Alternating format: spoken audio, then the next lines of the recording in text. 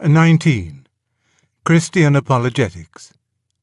This was read to the Anglican Carmarthen Conference for Youth Leaders and Junior Clergy at Easter 1945. It was subsequently published in Undeceptions 1971 and later in Compelling Reason 1998. Some of you are priests and some are leaders of youth organizations. I have little right to address either. It is for priests to teach me, not for me to teach them. I have never helped to organize youth, and while I was young myself, I successfully avoided being organized. If I address you, it is in response to a request so urged that I came to regard compliance as a matter of obedience. I am to talk about apologetics. Apologetics means, of course, defense. The first question is, what do you propose to defend? Christianity, of course, and Christianity as understood by the Church in Wales. And here at the outset I must deal with an unpleasant business. It seems to the layman that in the Church of England we often hear from our priests doctrine which is not Anglican Christianity. It may depart from Anglican Christianity in either of two ways. One, it may be so broad or liberal or modern that it in fact excludes any real supernaturalism and thus ceases to be Christian at all. 2. It may, on the other hand, be Roman. It is not, of course, for me to define to you what Anglican Christianity is. I am your pupil, not your teacher. But I insist that wherever you draw the lines, bounding lines must exist, beyond which your doctrine will cease either to be Anglican or to be Christian. And I suggest also that the lines come a great deal sooner than many modern priests think. I think it is your duty to fix the lines clearly in your own minds, and if you wish to go beyond them, you must change your profession. This is your duty not specially as Christians or as priests, but as honest men. There is a danger here of the clergy developing a special professional conscience which obscures the very plain moral issue. Men who have passed beyond these boundary lines in either direction are apt to protest that they have come by their unorthodox opinions honestly. In defense of these opinions, they are prepared to suffer obloquy and to forfeit professional advancement. They thus come to feel like martyrs. But this simply misses the point which so gravely scandalizes the layman. We never doubted that the unorthodox opinions were honestly held. What we complain of is your continuing your ministry after you have come to hold them. We always knew that a man who makes his living as a paid agent of the Conservative Party may honestly change his views and honestly become a communist. What we deny is that he can honestly continue to be a Conservative agent and to receive money from one party while he supports the policy of another. Even when we have thus ruled out teaching which is in direct contradiction to our profession, we must define our task still further. We are to defend Christianity itself, the faith preached by the apostles, attested by the martyrs, embodied in the creeds, expounded by the fathers. This must be clearly distinguished from the whole of what any one of us may think about God and man. Each of us has his individual emphasis. Each holds, in addition to the faith, many opinions which seem to him to be consistent with it and true and important. And so perhaps they are. But as apologists, it is not our business to defend them. We are defending Christianity, not my religion. When we mention our personal opinions, we must always make quite clear the difference between them and the faith itself. St. Paul has given us the model in 1 Corinthians chapter 7, verse 25.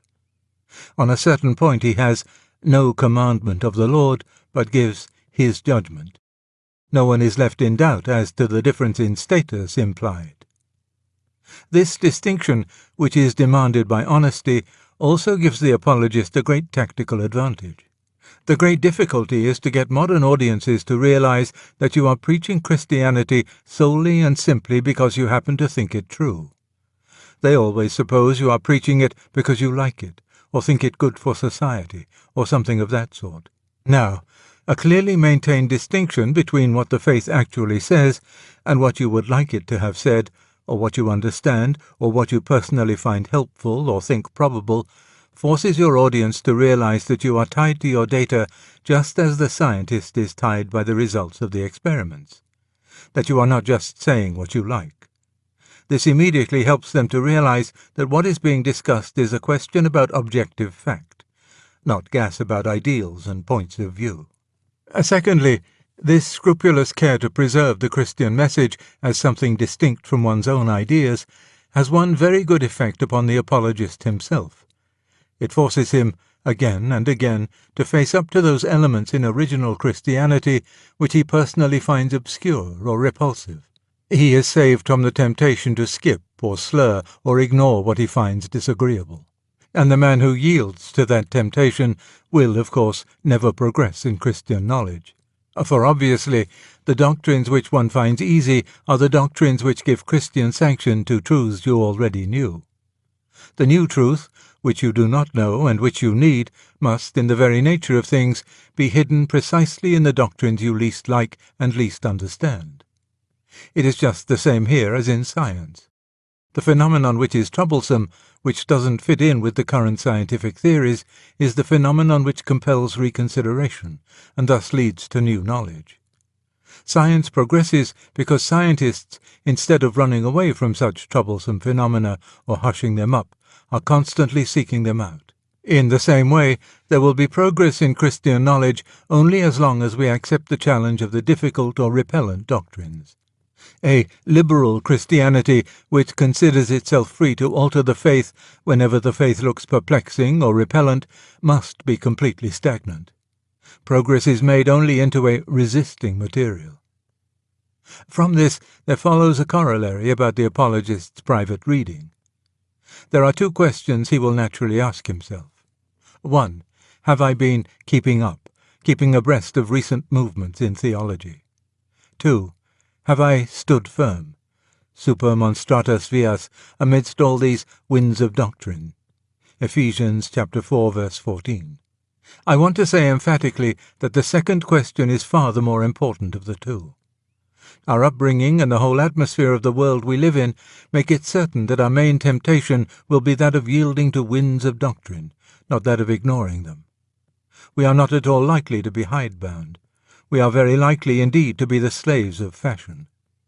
If one has to choose between reading the new books and reading the old, one must choose the old. Not because they are necessarily better, but because they contain precisely those truths of which our own age is neglectful. The standard of permanent Christianity must be kept clear in our minds, and it is against that standard that we must test all contemporary thought. In fact, we must at all costs not move with the times. We serve one who said, "Heaven and earth shall move with the times, but my words shall not move with the times." Matthew chapter 24, verse 35, Mark chapter 13, verse 31, Luke chapter 21, verse 33. I am speaking so far of theological reading. Scientific reading is a different matter. If you know any science, it is very desirable that you should keep it up. We have to answer the current scientific attitude towards Christianity, not the attitude which scientists adopted 100 years ago. Science is in continual change, and we must try to keep abreast of it.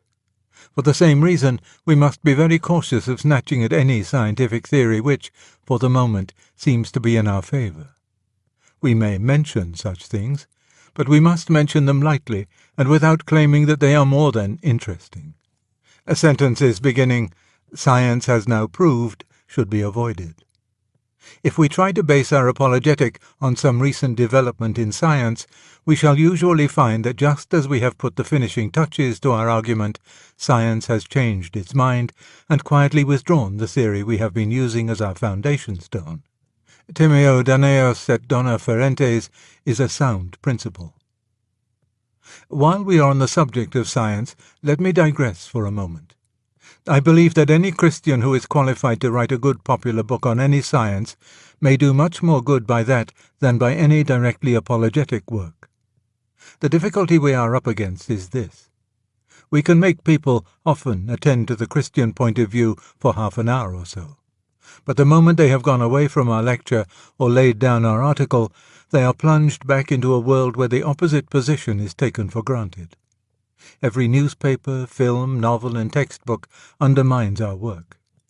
As long as that situation exists, widespread success is simply impossible. We must attack the enemy's line of communication. What we want is not more little books about Christianity, but more little books by Christians on other subjects, with their Christianity latent. You can see this most easily if you look at it the other way round.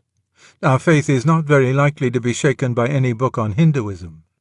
But if, whenever we read an elementary book on geology, botany, politics, or astronomy, we found that its implications were Hindu, that would shake us.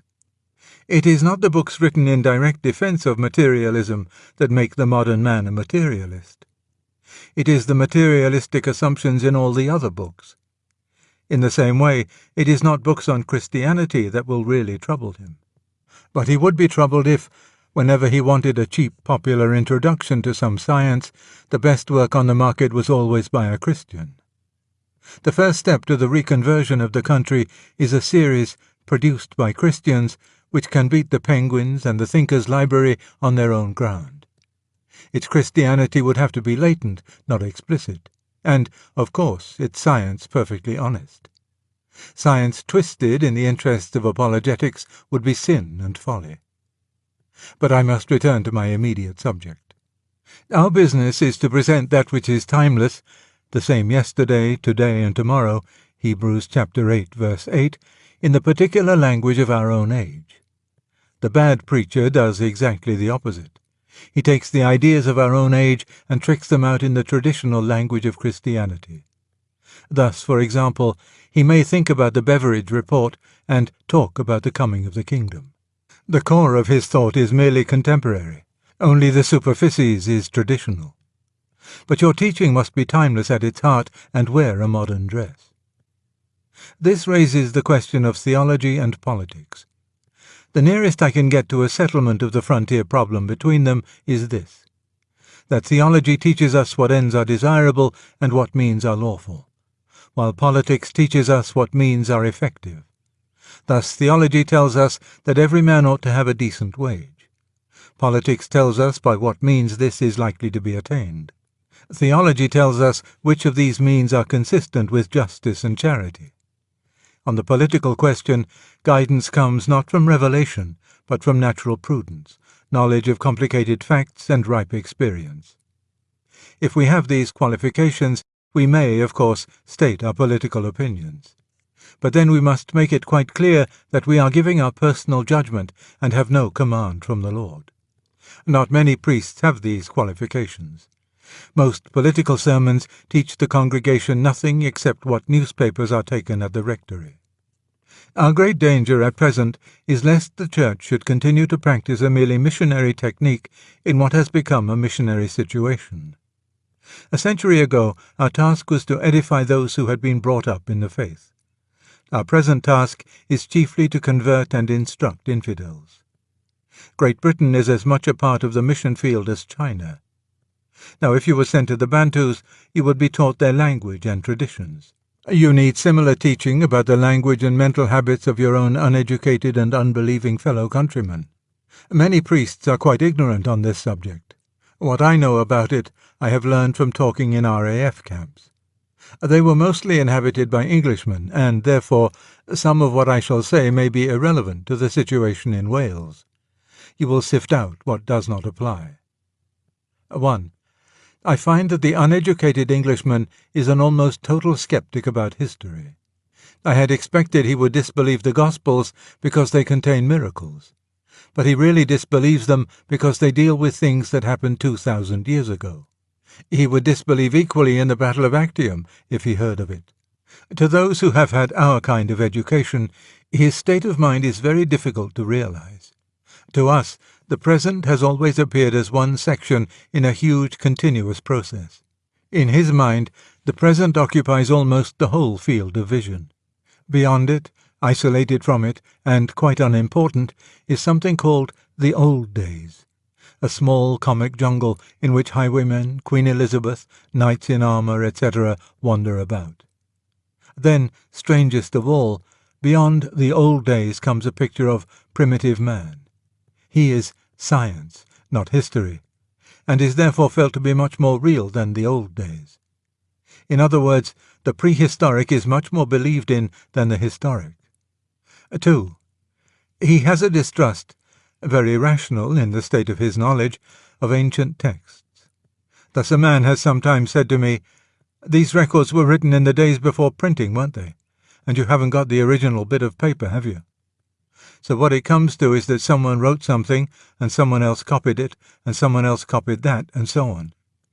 Well, by the time it comes to us, it won't be in the least like the original.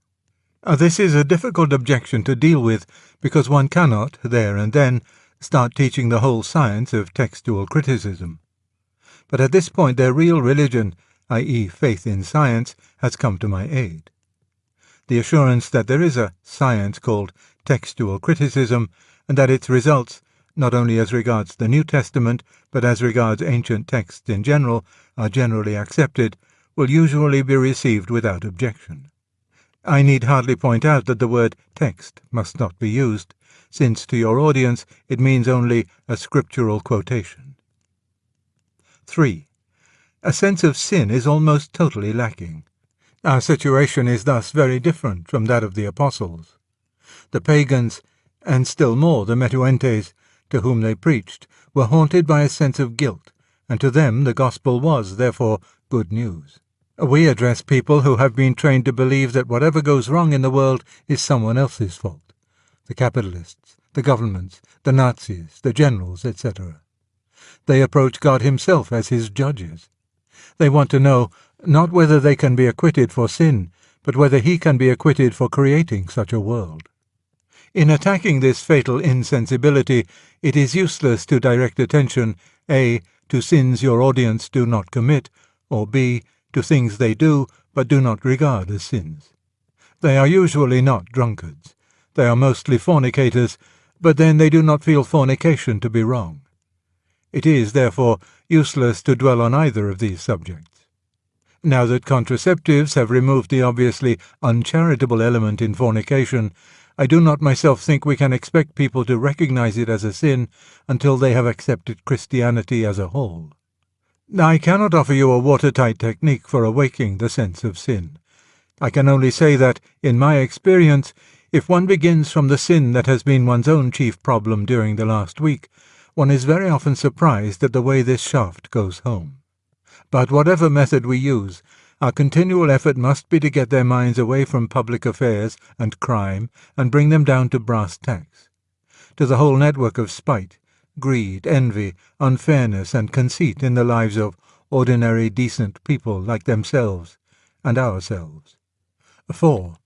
We must learn the language of our audience. And let me say at the outset that it is no use at all laying down a priori what the plain man does or does not understand. You have to find out by experience. Thus, most of us would have supposed that the change from "may truly and indifferently minister justice" to "may truly and impartially" made that place easier to the uneducated. But a priest of my acquaintance discovered his sexton saw no difficulty in "indifferently." "It means making no difference between one man and another," he said, but had no idea what "impartially" meant. On this question of language, the best thing I can do is to make a list of words which are used by people in a sense different from ours. Atonement does not really exist in a spoken modern English, though it would be recognized as a religious word. Insofar as it conveys any meaning to the uneducated, I think it means compensation. No one word will express to them what Christians mean by atonement. You must paraphrase. Being, noun, never means merely entity in popular speech. Often it means what we should call a personal being. E.g., a man said to me, "I believe in the Holy Ghost, but I don't think he is a being." Catholic means papistical. Charity means A. alms, B. a charitable organization, C. much more rarely, indulgence, i.e., a charitable attitude towards a man is conceived as one that denies or condones his sins, not as one that loves the sinner in spite of them. Christian has come to include almost no idea of belief, usually a vague term of approval. The question, "What do you call a Christian?" has been asked of me again and again. The answer they wish to receive is, A Christian is a decent chap who's unselfish, etc. Church means A. Sacred building, B. The clergy. Does not suggest to them the company of all faithful people.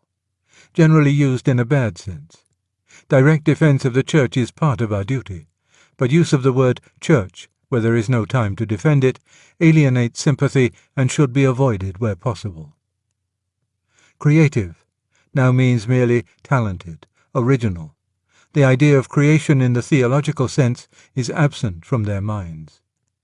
Creature means beast, irrational animal. Such an expression as, "we are only creatures," would almost certainly be misunderstood. Crucifixion, cross, etc.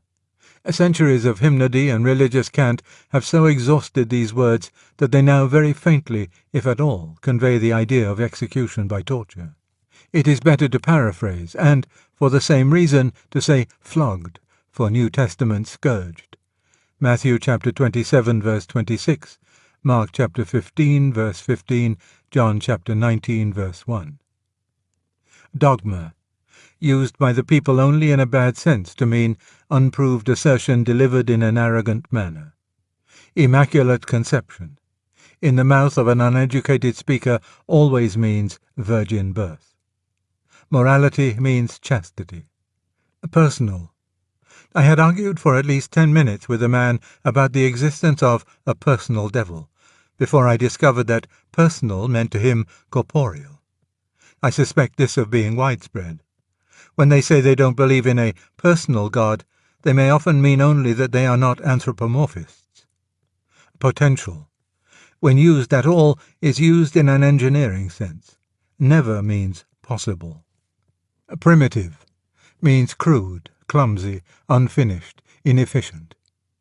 Primitive Christianity would not mean to them at all what it does to you.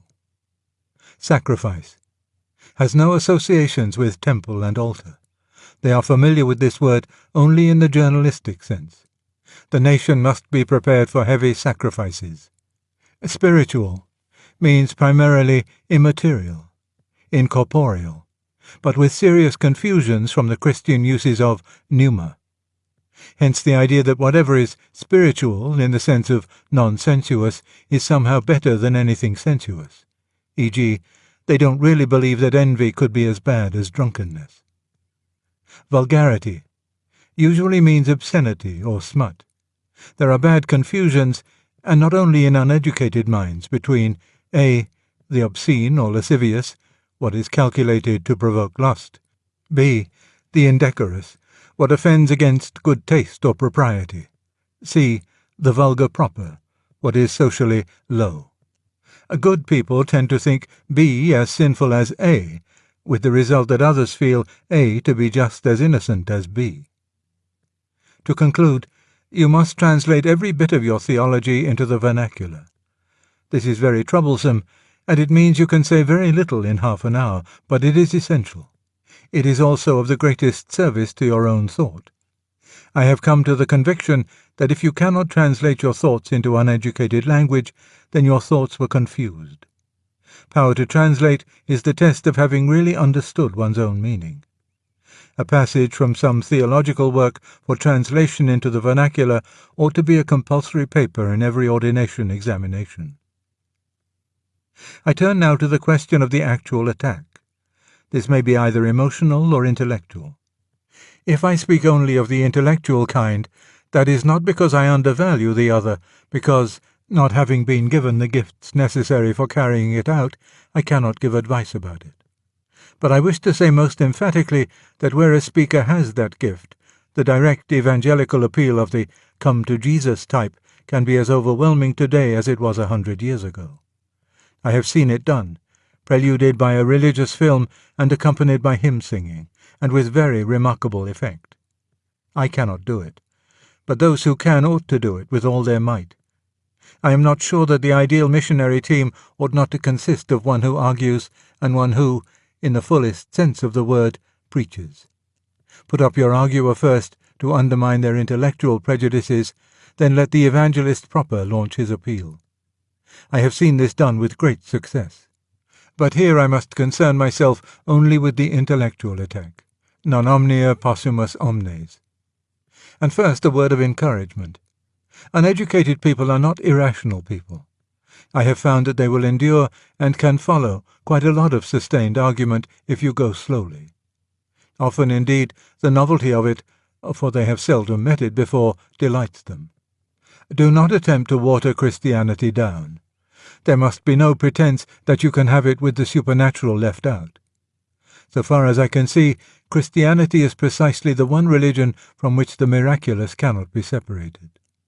You must frankly argue for supernaturalism from the very outset. The two popular difficulties you will probably have to deal with are these. 1. Now that we know how huge the universe is and how insignificant the earth, it is ridiculous to believe that the universal God should be specially interested in our concerns. In answer to this, you must first correct their error about fact. The insignificance of Earth in relation to the universe is not a modern discovery. Nearly 2,000 years ago, Ptolemy, Almagest, Book 1, Chapter 5, said that in relation to the distance of the fixed stars, Earth must be treated as a mathematical point without magnitude. Secondly, you should point out that Christianity says what God has done for man. It doesn't say, because it doesn't know, what he has or has not done in other parts of the universe. Thirdly, you might recall the parable of the one lost sheep.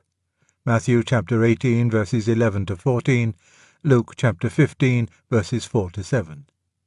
If Earth has been specially sought by God, which we don't know, that may not imply that it is the most important thing in the universe, but only that it has strayed.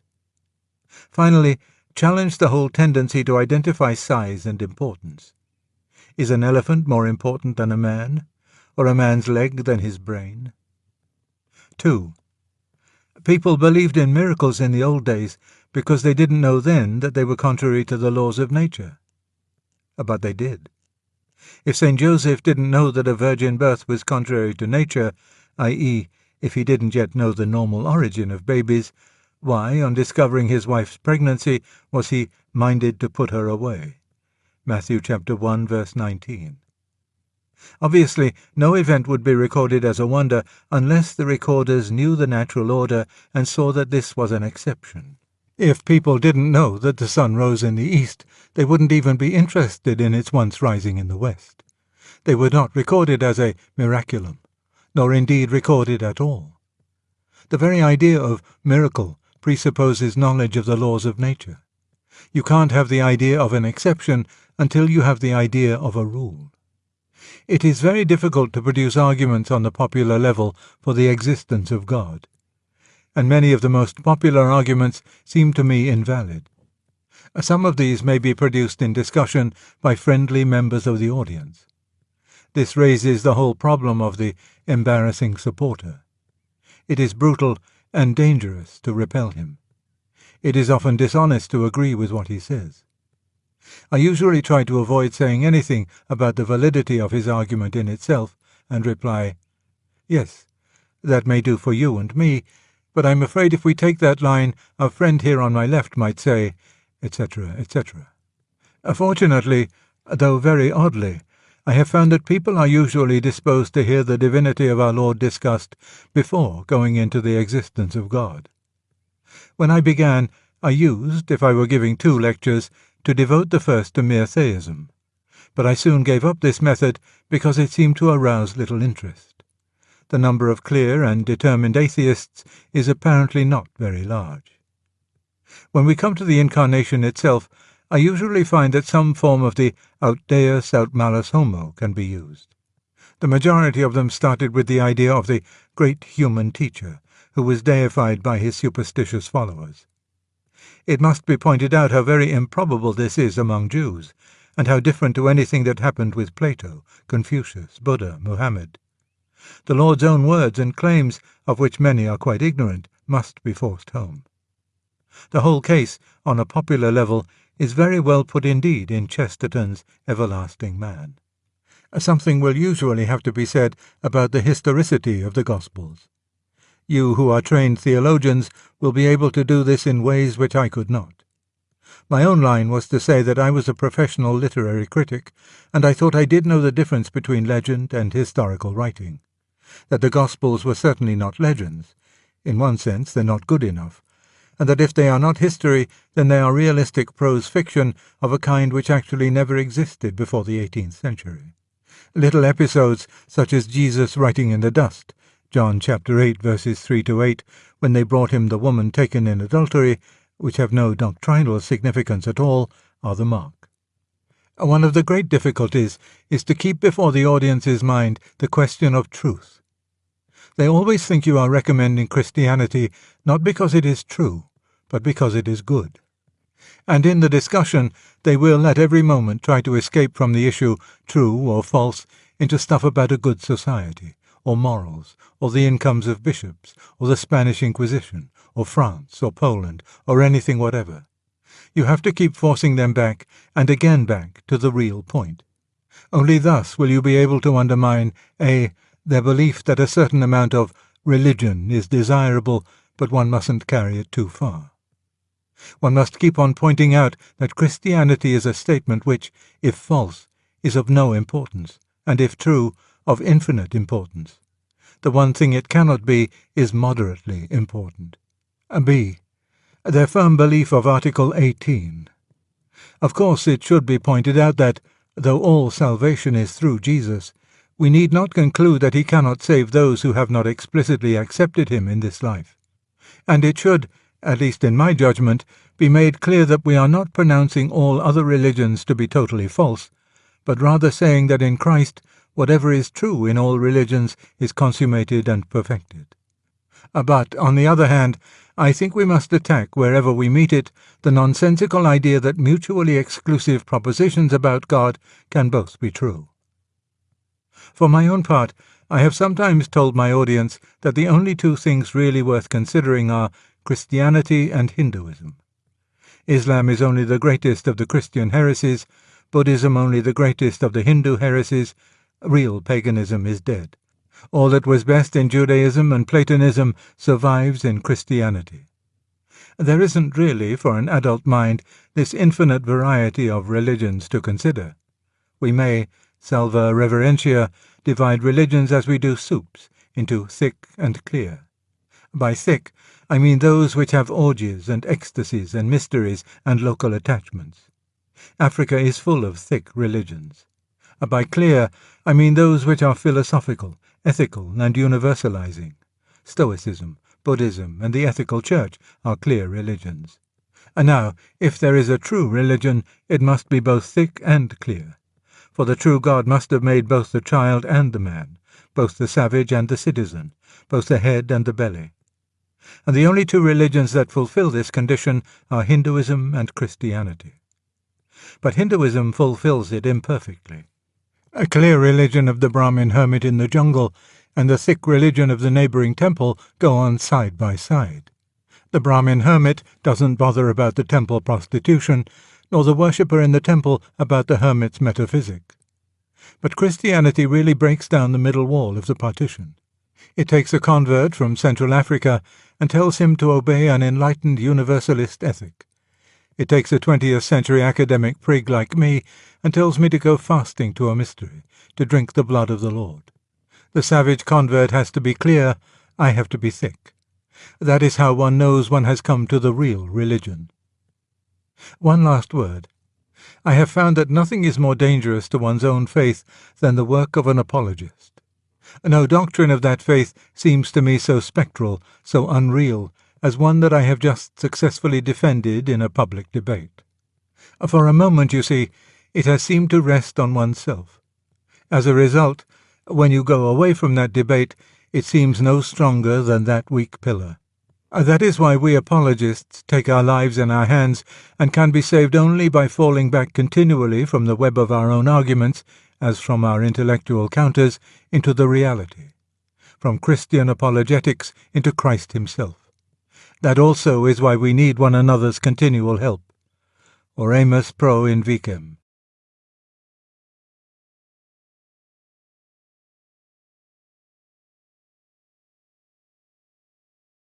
26. on obstinacy in belief.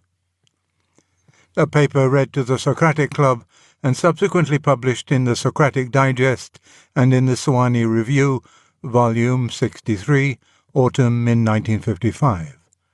It later appeared in The World's Last Night, US 1960, and They Asked for a Paper, 1962, and is now in Screwtape Proposes a Toast, 1998.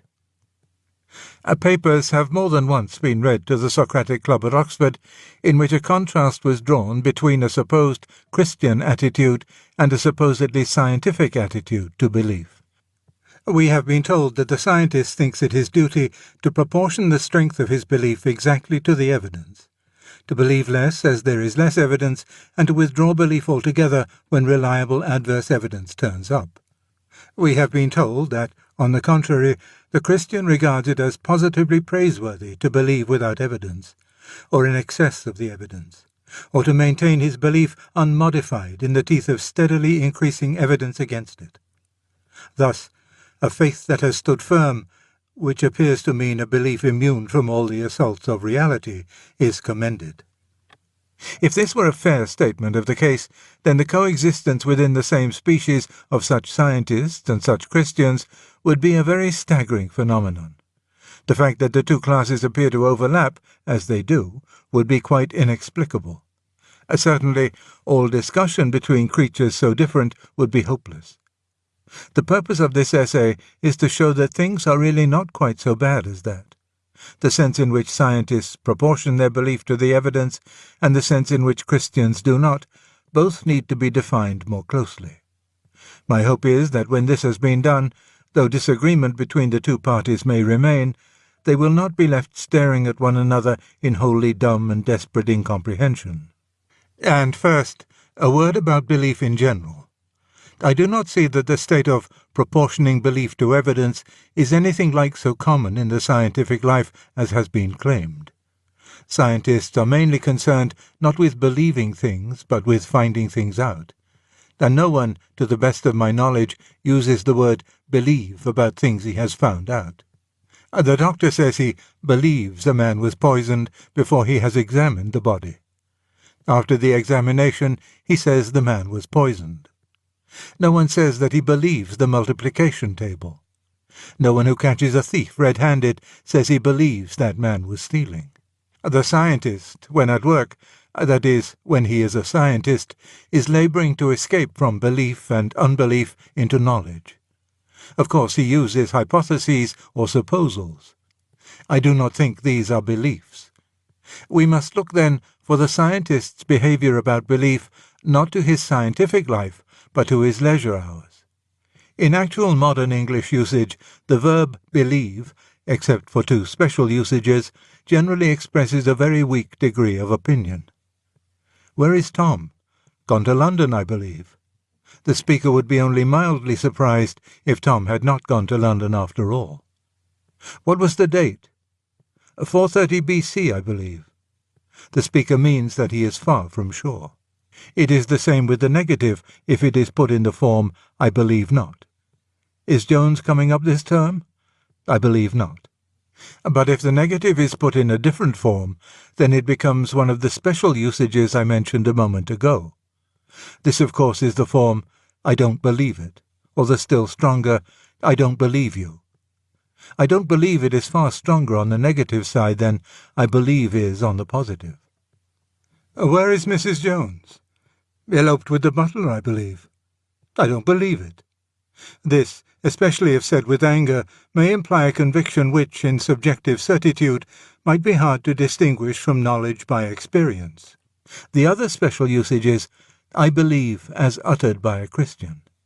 There is no great difficulty in making the hardened materialist understand, however little he approves, the sort of mental attitude which this I believe expresses. The materialist need only picture himself replying to some report of a miracle, I don't believe it, and then imagine this same degree of conviction on the opposite side. He knows that he cannot, there and then, produce a refutation of the miracle which would have the certainty of mathematical demonstration. But the formal possibility that the miracle might after all have occurred does not really trouble him any more than a fear that water might not be H and O. Similarly, the Christian does not necessarily claim to have demonstrative proof, but the formal possibility that God might not exist is not necessarily present in the form of the least actual doubt. Of course, there are Christians who hold that such demonstrative proof exists, just as there may be materialists who hold that there is demonstrative disproof. But then, whichever of them is right, if either is, while he retained the proof or disproof, would be not believing or disbelieving, but knowing. We are speaking of belief and disbelief in the strongest degree, but not of knowledge. Belief, in this sense, seems to me to be assent to a proposition which we think so overwhelmingly probable that there is a psychological exclusion of doubt, though not a logical exclusion of dispute. It may be asked whether belief, and of course disbelief, of this sort ever attaches to any but theological propositions. I think that many beliefs approximate to it. That is, many probabilities seem to us so strong that the absence of logical certainty does not induce in us the least shade of doubt. The scientific beliefs of those who are not themselves scientists often have this character, especially among the uneducated. Most of our beliefs about other people are of the same sort. The scientist himself, or he who was a scientist in the laboratory, has beliefs about his wife and friends which he holds, not indeed without evidence, but with more certitude than the evidence, if weighed in the laboratory manner, would justify. Most of my generation had a belief in the reality of the external world and of other people, if you prefer it, a disbelief in solipsism, far in excess of our strongest arguments. It may be true, as they now say, that the whole thing arose from category mistakes and was a pseudo-problem. But then we didn't know that in the 20s. Yet we managed to disbelieve in solipsism all the same. There is, of course, no question so far of belief without evidence. We must beware of confusion between the way in which a Christian first assents to certain propositions and the way in which he afterwards adheres to them.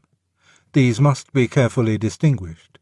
Of the second, it is true, in a sense, to say that Christians do recommend a certain discounting of apparent contrary evidence, and I will later attempt to explain why. But so far as I know, it is not expected that a man should assent to these propositions in the first place without evidence, or in the teeth of the evidence. At any rate, if anyone expects that, I certainly do not. And in fact, the man who accepts Christianity always thinks he has good evidence, whether, like Dante, physici e metaphysici argumenti, or historical evidence, or the evidence of religious experience, or authority, or all these together. For of course authority, however we may value it in this or that particular instance, is a kind of evidence. All of our historical beliefs, most of our geographical beliefs, many of our beliefs about matter that concern us in daily life, are accepted on the authority of other human beings, whether we are Christians, atheists, scientists, or men in the street. It is not the purpose of this essay to weigh the evidence of whatever kind on which Christians base their belief. To do that would be to write a full-dress apologia. All that I need do here is to point out that, at the very worst, this evidence cannot be so weak as to warrant the view that all whom it convinces are indifferent to evidence. The history of thought seems to make this quite plain. We know, in fact, that believers are not cut off from unbelievers by any portentous inferiority of intelligence, or any perverse refusal to think. Many of them have been people of powerful minds. Many of them have been scientists. We may suppose them to have been mistaken, but we must suppose that their error was at least plausible. We might indeed conclude that it was, merely from the multitude and diversity of the arguments against it. For there is not one case against religion, but many. Some say, like Coppenius and Statius, that it is a projection of our primitive fears. Primus in orbe Deus fecit timor. Others, with Euhemerus, that it is all a plant put up by wicked kings, priests, or capitalists. Others, with Tylor, that it comes from dreams about the dead. Others, with Fraser, that it is a byproduct of agriculture. Others, like Freud, that it is a complex. The moderns, that it is a category mistake. I will never believe that an error against which so many and various defensive weapons have been found necessary was, from the outset, wholly lacking in plausibility. All this post-haste and rummage in the land obviously implies a respectable enemy. There are, of course, people in our own day to whom the whole situation seems altered by the doctrine of the concealed wish. They will admit that men, otherwise apparently rational, have been deceived by the arguments for religion. But they will say that they have been deceived first by their own desires and produced the arguments afterwards as a rationalization. That these arguments have never been intrinsically even plausible, but have seemed so because they were secretly weighted by our wishes. And now I do not doubt that this sort of thing happens in thinking about religion as in thinking about other things. But as a general explanation of religious assent, it seems to me quite useless. On that issue, our wishes may favour either side or both. The assumption that every man would be pleased, and nothing but pleased, if only he could conclude that Christianity is true, appears to me to be simply preposterous. If Freud is right about the Oedipus complex, the universal pressure of the wish that God should not exist must be enormous, and atheism must be an admirable gratification to one of our strongest suppressed impulses. This argument, in fact, could be used on the theistic side, but I have no intention of so using it. It will not really help either party. It is fatally ambivalent. Men wish on both sides, and again, there is fear fulfillment as well as wish fulfillment, and hypochondriac temperaments will always tend to think true what they most wish to be false. Thus, instead of the one predicament on which our opponents sometimes concentrate, there are in fact four. A man may be a Christian because he wants Christianity to be true. He may be an atheist because he wants atheism to be true. He may be an atheist because he wants Christianity to be true. He may be a Christian because he wants atheism to be true. Surely these possibilities cancel one another out. They may be of some use in analyzing a particular instance of belief or disbelief, where we know the case history, but as a general explanation of either they will not help us. I do not think they overthrow the view that there is evidence both for and against the Christian propositions, which fully rational minds, working honestly, can assess differently. I therefore ask you to substitute a different and less tidy picture for that with which we began. In it, you remember, two different kinds of men, scientists, who proportioned their belief to the evidence, and Christians, who did not, were left facing one another across a chasm. The picture I should prefer is like this. All men alike, on questions which interest them, escape from the region of belief into that of knowledge when they can, and if they succeed in knowing, they no longer say they believe. The questions in which mathematicians are interested admit of treatment by a particularly clear and strict technique. Those of the scientist have their own technique, which is not quite the same. Those of the historian and the judge are different again. The mathematician's proof, at least so we laymen suppose, is by reasoning, the scientists by experiment, the historians by documents, the judges by concurring sworn testimony. But all these men, as men, on questions outside their own disciplines, have numerous beliefs to which they do not normally apply the methods of their own disciplines. It would indeed carry some suspicion of morbidity and even of insanity if they did. These beliefs vary in strength from weak opinion to complete subjective certitude. Specimens of such beliefs at the strongest are the Christians, "I believe," and the convinced atheists, "I don't believe a word of it." The particular subject matter on which these two disagree does not, of course, necessarily involve such strength of belief and disbelief. There are some who moderately opine that there is, or is not, a God. But there are others whose belief or disbelief is free from doubt. And all these beliefs, weak or strong, are based on what appears to the holders to be evidence. But the strong believers or disbelievers, of course, think they have very strong evidence. There is no need to suppose stark unreason on either side. We need only suppose error. One side has estimated the evidence wrongly. And even so, the mistake cannot be supposed to be of a flagrant nature. Otherwise the debate would not continue. So much, then, for the way in which Christians come to assent to certain propositions.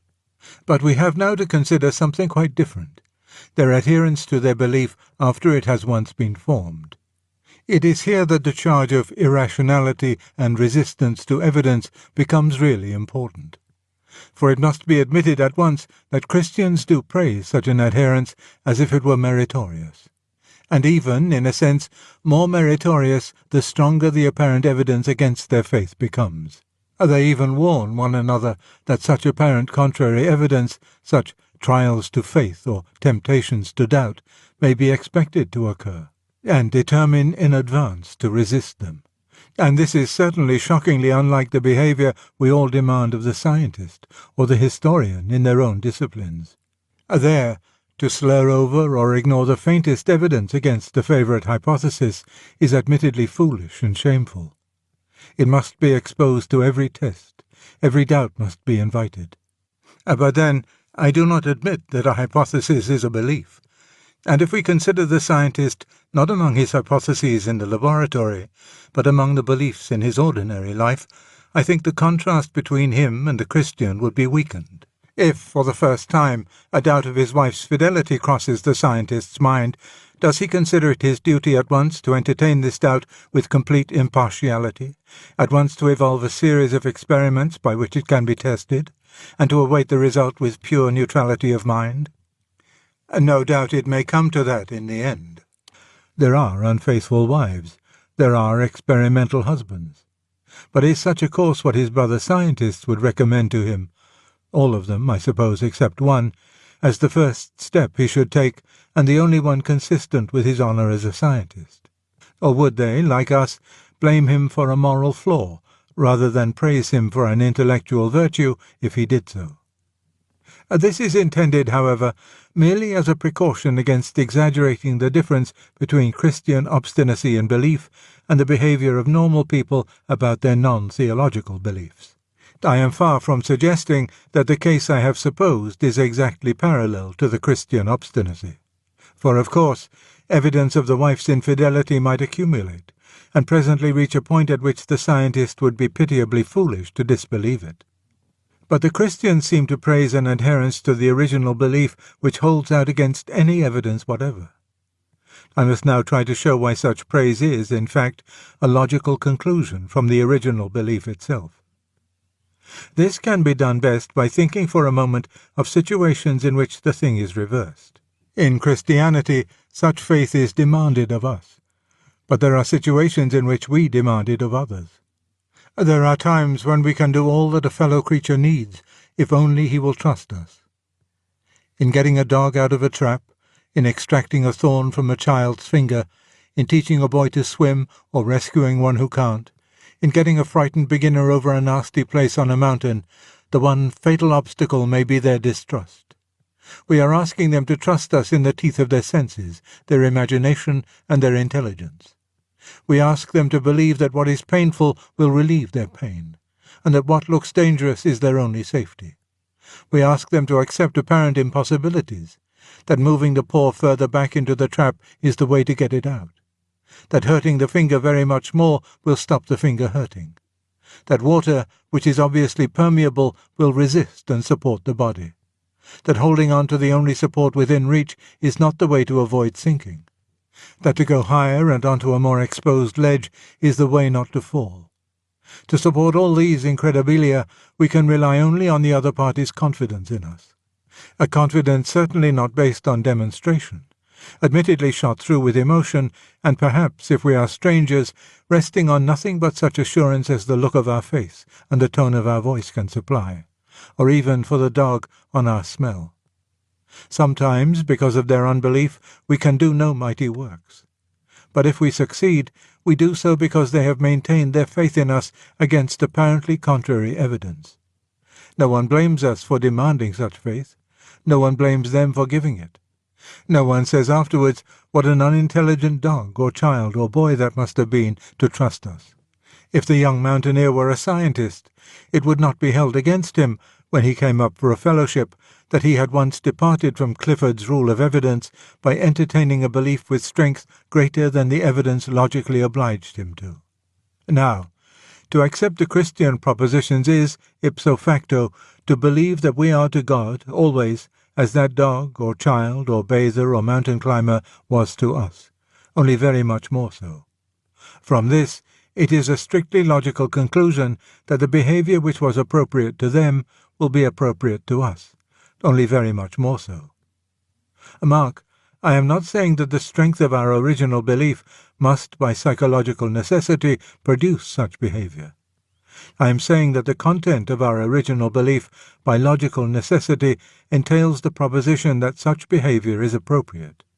If human life is, in fact, ordered by a beneficent being whose knowledge of our real needs and of the way in which they can be satisfied infinitely exceeds our own, we must expect, a priori, that his operations will often appear to us far from beneficent and far from wise, and that it will be our highest prudence to give him our confidence in spite of this.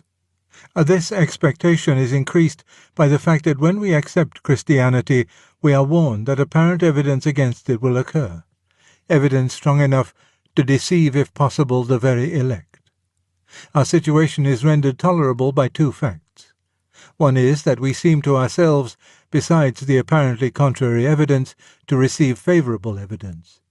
Some of it is in the form of external events, as when I go to see a man, moved by what I felt to be a whim, and find he has been praying that I should come to him that day. Some of it is more like the evidence on which the mountaineer or the dog might trust his rescuer. The rescuer's voice, look, and smell.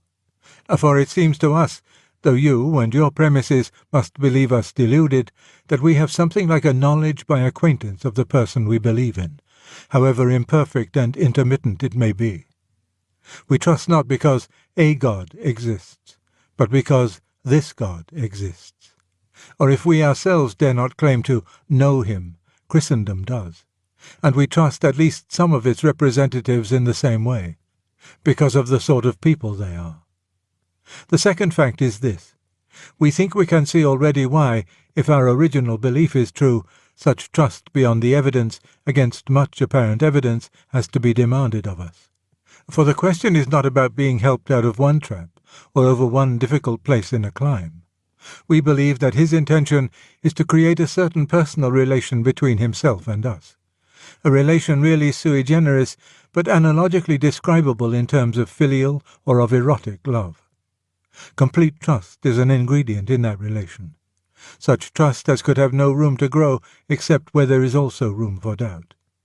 To love involves trusting the beloved beyond the evidence, even against much evidence. No man is our friend who believes in our good intentions only when they are proved. No man is our friend who will not be very slow to accept evidence against them. Such confidence between one man and another is in fact almost universally praised as a moral beauty, not blamed as a logical error. And the suspicious man is blamed for a meanness of character, not admired for the excellence of his logic. There is, you see, no real parallel between Christian obstinacy and faith and the obstinacy of a bad scientist trying to preserve a hypothesis although the evidence has turned against it. Unbelievers very pardonably get the impression that an adherence to our faith is like that, because they meet Christianity, if at all, mainly in apologetic works. And there, of course, the existence and beneficence of God must appear as a speculative question like any other. Indeed, it is a speculative question as long as it is a question at all. But once it has been answered in the affirmative, you get quite a new situation. To believe that God, at least this God, exists, is to believe that you, as a person, now stand in the presence of God as a person. What would, a moment before, have been variations in opinion, now becomes variations in your personal attitude to a person.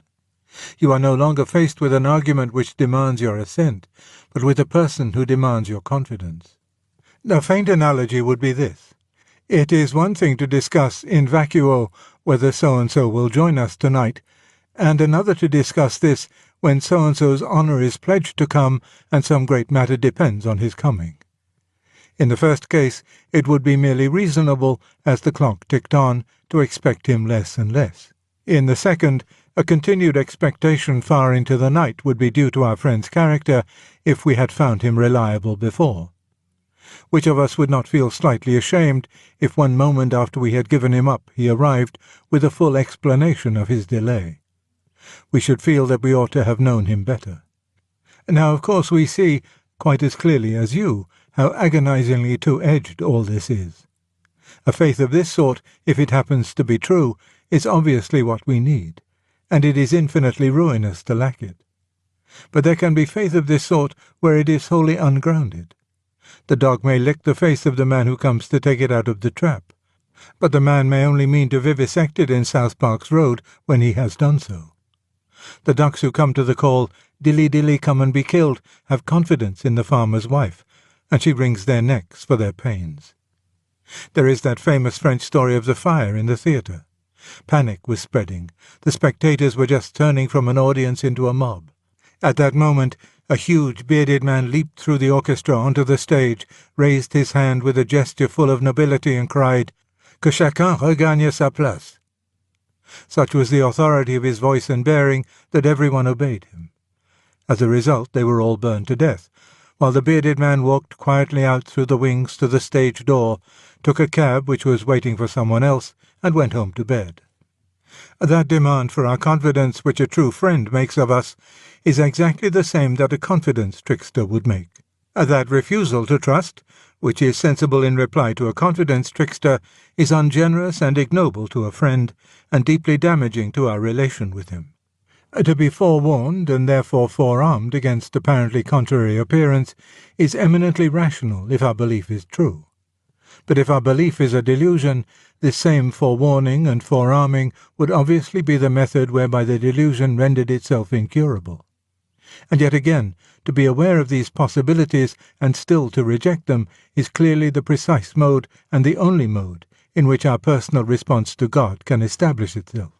In that sense, the ambiguity is not something that conflicts with faith so much as a condition which makes faith possible.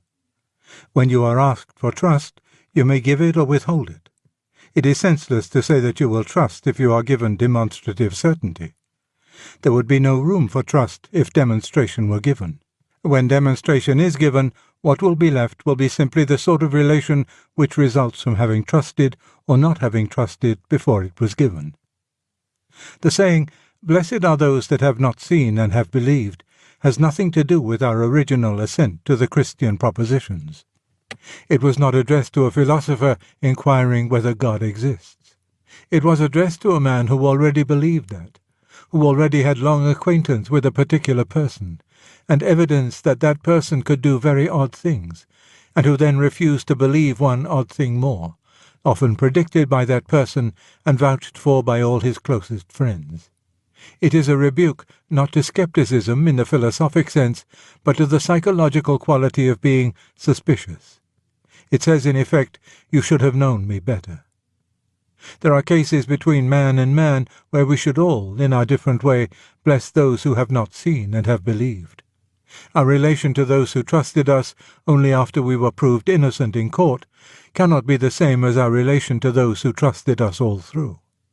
Our opponents, then, have a perfect right to dispute with us about the grounds of our original assent, but they must not accuse us of sheer insanity if, after the assent has been given, our adherence to it is no longer proportioned to every fluctuation of the apparent evidence. They cannot, of course, be expected to know on what our assurance feeds, and how it revives, and is always rising from its ashes. They cannot be expected to see how the quality of the object which we think we are beginning to know by acquaintance drives us to the view that if this were a delusion, then we should have to say that the universe had produced no real thing of comparable value, and that all explanations of the delusion seemed somehow less important than the thing explained. That is knowledge we cannot communicate.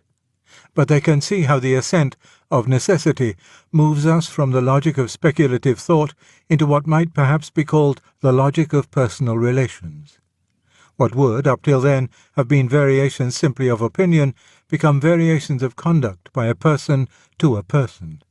Credere Deum esse turns into credere in Deum, and Deum here is this God, the increasingly knowable Lord.